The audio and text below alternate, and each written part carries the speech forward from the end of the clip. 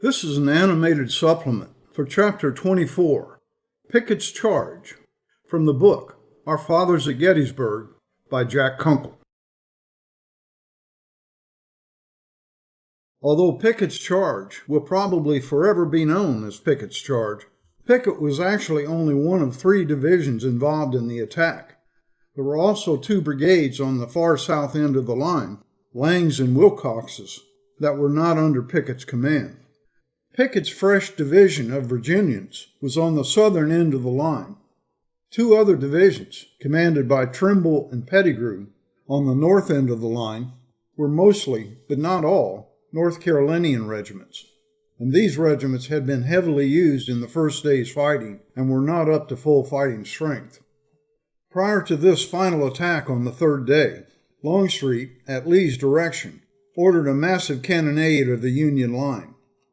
No one really knows how long the bombardment lasted, but probably about an hour and a half. It began at 1:07, so that probably means that the infantry attack began somewhere around 2:30 on July 3rd. Once the infantry assault began, the Federals made very few changes in their line, with 2 notable exceptions.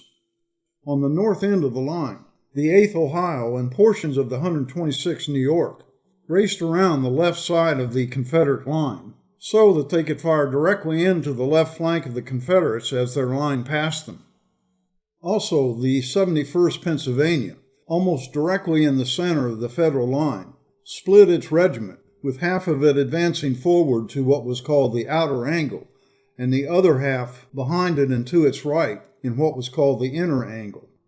The assumed bullseye of the Federal attack was the copse of trees in the center of the Union line, although there's nothing in the later Confederate battlefield reports to verify this. The Confederate attack was conducted in 2 assault waves. Pettigrew's division was the first wave on the north side, and on the south end, in Pickett's division, Kemper and Garnett's brigades led the first wave. As the Confederates advanced, Pickett's 2 brigades had to angle northward so as to connect with Fry's brigade of Pettigrew's division. This entailed a major realignment of Kemper and Garnett's brigades as they reached Emmitsburg Road and the Cordery Farm.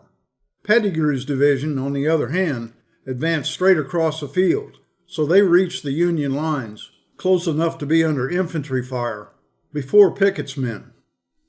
Now the Confederate second attack wave advanced, with Armistead to the south and Trimble's division to the north. About the time the second wave advanced, and also about the time Garnett and Kemper were shifting their lines to connect with Fry, on the far left, the 8th Ohio and 126th New York commenced firing into the left flank of Brockenbrough's brigade.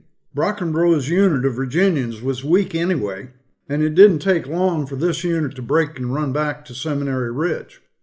This now meant that Davis's left flank was unprotected as he and his men reached the Federal line.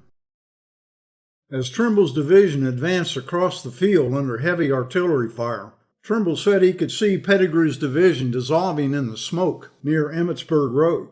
By the time Pettigrew's unit reached the road, Pettigrew was wounded, Marshall was dead, and Fry was soon wounded.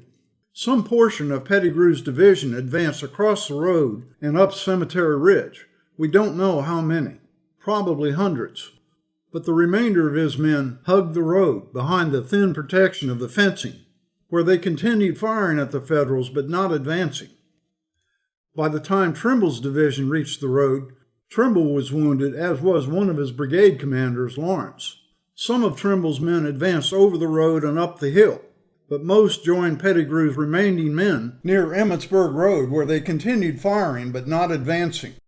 Meanwhile, on the south side of the Confederate attack, where the road fencing had been torn down in the previous day's fighting, Garnett and Kemper quickly swept across the road and charged up Cemetery Ridge. 2 regiments from Stannard's division, the 16th and 13th Vermont, raced out on the field to fire into the right flank of Kemper. 2 of Kemper's regiments broke off to deal with that. The rest of Kemper's regiments, as well as Garnett's, now struck the Federal line.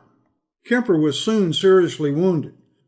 Somewhere in the smoke near the copse of trees, Garnett, who was mounted, was shot dead. The portion of the 71st Pennsylvania which had been manning the outer angle now fell back to join its comrades on the inner angle, leaving a gap in the Federal line. Now Armistead's brigade charges into the fray. Armistead waves his sword and calls for his men to follow him as he charges into the breach in the Federal line, which is at the outer angle. Armistead and perhaps 100 men broke into the Federal line, but no farther than about 10 feet. Armistead was soon cut down, mortally wounded. All the men that followed him were either shot or captured. The fighting on the ridge now degenerated into a smoke-covered brawl, with men fighting with swords, rifles, and pistols. We don't know how long it lasted, probably no more than 15 or 20 minutes.